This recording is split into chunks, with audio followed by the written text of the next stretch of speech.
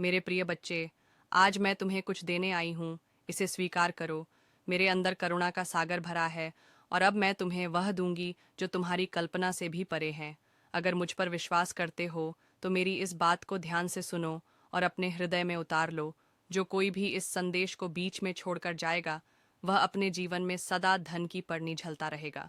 यदि तुमने मेरी बातों को नहीं माना, तो तुम्हारी परिस्थितियां बदलने के स्थान पर और अधिक खराब हो जाएंगे।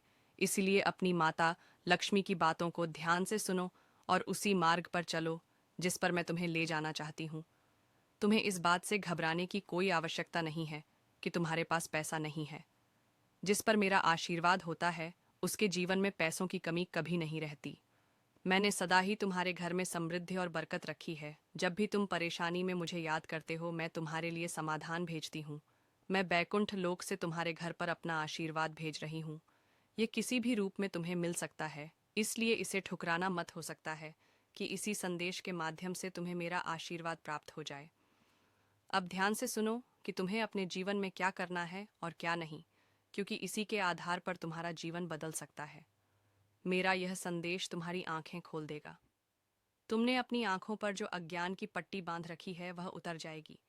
लेकिन यह तभी संभव है जब तुम मेरे सच्चे भक्त हो और मेरे संदेश को अंत तक सुनो। जो इस सत्य को स्वीकार करेगा, वह हमेशा मेरी कृपा का पात्र रहेगा। मेरे प्रिय बच्चे, आज मैं तुम्हें कुछ देने आई हूँ।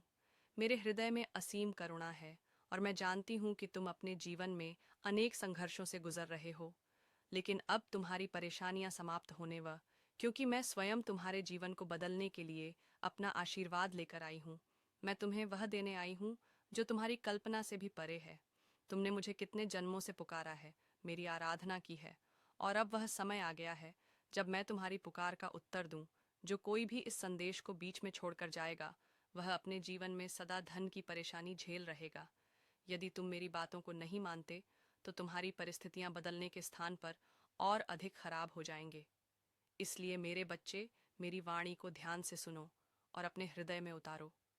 मैं तुम्हारी माता लक्ष्मी तुम्हें वह मार्ग दिखाने आई हूँ जिस पर चलकर तुम अपने जीवन को धन, सुख और समृद्धि से भर सकते हो।